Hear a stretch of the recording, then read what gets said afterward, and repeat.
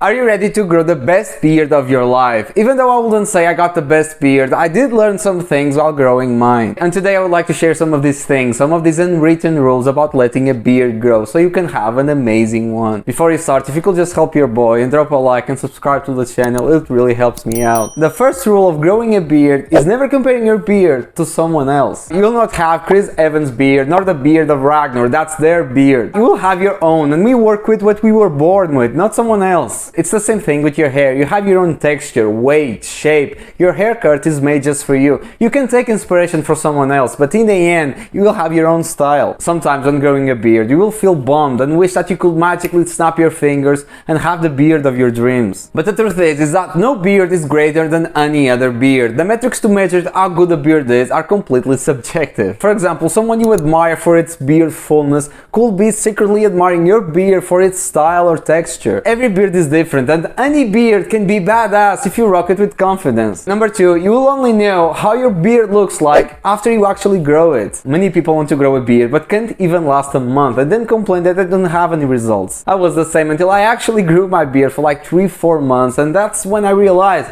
this is how my beard looks. It changes a lot with time. Let's just say that was 6-7 years ago, and I haven't shaved my beard since then. You may ask, why does this work? And that's because many beards have gaps, and when your hair grows long, it covers this gap. Most of the time these gaps makes you not want to grow your beard, but after you actually grow it and it's all covered, it makes your beard look much fuller, much more real. Not only a little time makes your beard look much more fuller, but it's also a pre-requirement for almost any style. And it also helps you have a better understanding of your hair type, how it grows. So as a general rule of thumb, you want to wait at least 4 weeks before messing around with your beard. Number 3 is controlling the mustache, the biggest enemy of many. Sometimes your beard is growing amazingly down here. You love it, girls love it, it's cool, but the mustache is not up to par. It's going up your nose, covering your lips, it's all crooked, it's a real mess. The mustache can be very problematic. Some people can do amazing things with it, some amazing curves. I can't. My mustache has to be very trimmed or it ruins everything else.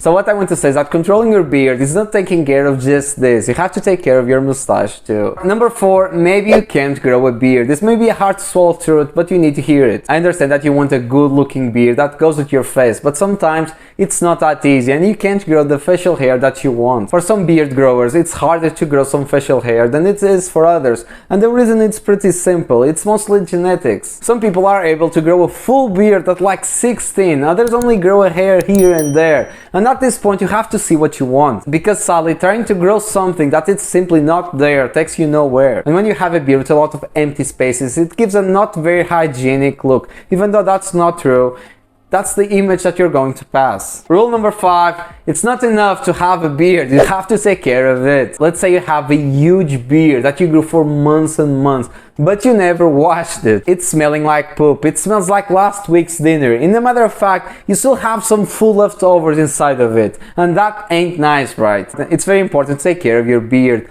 Wash it, comb it, apply moisturizer, apply oil. It's the same as your hair. Your beard needs the same care as any other part of your body. I would say even more, as it's right here. Everyone sees it. It's your signature. Number 6, you have to find your own beard style. If you're starting to grow a beard right now, you probably have an idea of the beard style you're going for, but sometimes your facial hair starts growing in a certain way that's not compatible with what you wanted. Beards often grow very differently from one face to another, and the Google image that you have imprinted in your mind may not be achievable. Your beard may grow in a different color that you wanted. It may be more thick, more frizzly, making it harder to control. If this happens, you have to compromise. Rethink your beard style. Find one that actually works for your face shape when moving forth from now. It's important to keep yourself positive here. Even though that beard style may not work on you, you may find another one that looks way cooler on you. Number 7, last for today, and a very important one. You have to be persistent and overcome that itch. Your beard will most likely be very itchy from like 2 weeks to 6 weeks at least. And this happens because of an accumulation of dirt,